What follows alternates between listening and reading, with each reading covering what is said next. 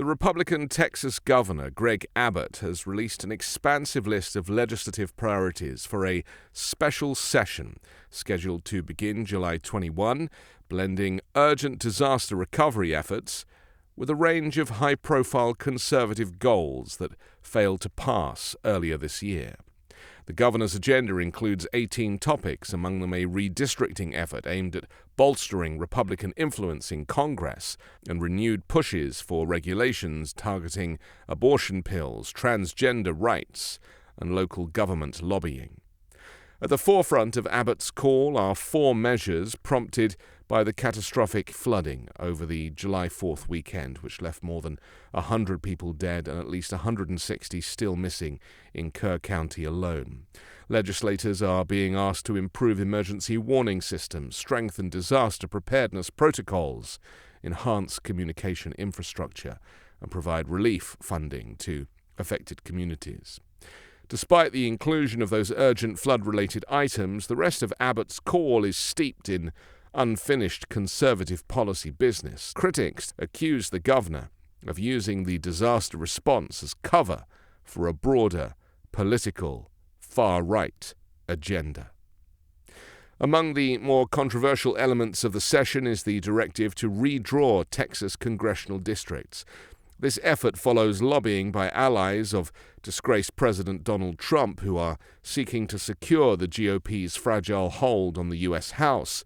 The push is reportedly coming from close advisors to Trump, who are seeking to redraw political boundaries in ways that could give Republicans a better chance of unseating Democratic incumbents.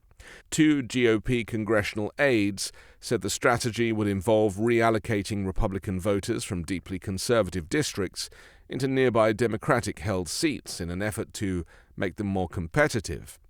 The GOP currently controls the House by a slim 2020 to 2012 margin. Should Republicans lose control of the House, Trump could face significant roadblocks in advancing his extremist policy agenda, as well as increased oversight from Democratic-led committees. Congressional maps are typically redrawn every 10 years after the U.S. Census to reflect population changes and ensure equal representation. Texas last revised its districts in 2021 following the 2020 count. However, nothing in federal law prohibits states from altering their maps mid-decade. Justin Levitt, an election law expert from Loyola Marymount University and former Justice Department official, noted that redistricting timelines are governed by state law, which varies across the country. In Texas, the state constitution imposes no limits on when maps can be redrawn, leaving that decision to the governor and legislature. But additional changes to the map are already under legal scrutiny. Civil rights groups have filed lawsuits alleging that the current congressional map diminishes the influence of the state's rapidly growing Latino population. However, not all Republicans are on board. Some members of the state's congressional delegation have expressed reservations about redrawing maps, fearing that reconfiguring current boundaries could unintentionally weaken existing GOP seats. Several hot-button issues that failed to gain traction during the regular session have returned on the special session docket. This includes a renewed attempt to pass legislation requiring individuals to use restrooms corresponding with the sex assigned to them at birth, a policy that met fierce resistance from the business community when previously introduced in 2017 and again earlier this year.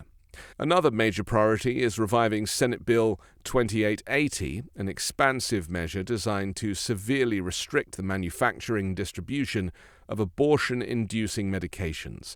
While that bill passed the Senate earlier in the year, it stalled in a House committee. More than 40 Republican legislators petitioned Abbott to add the item to the session's agenda.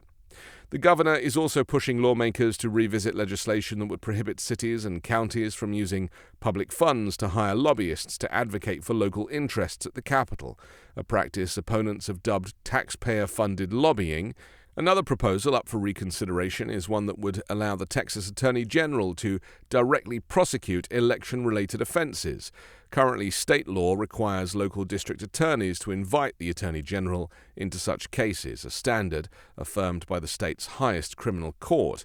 Attorney General Ken Paxton, who has long pushed for more prosecutorial power over election fraud cases, intensified his efforts after helping unseat 3 judges on the Court of Criminal Appeals in last year's election. Other agenda items reflect the broader conservative direction of the Republican-controlled legislature.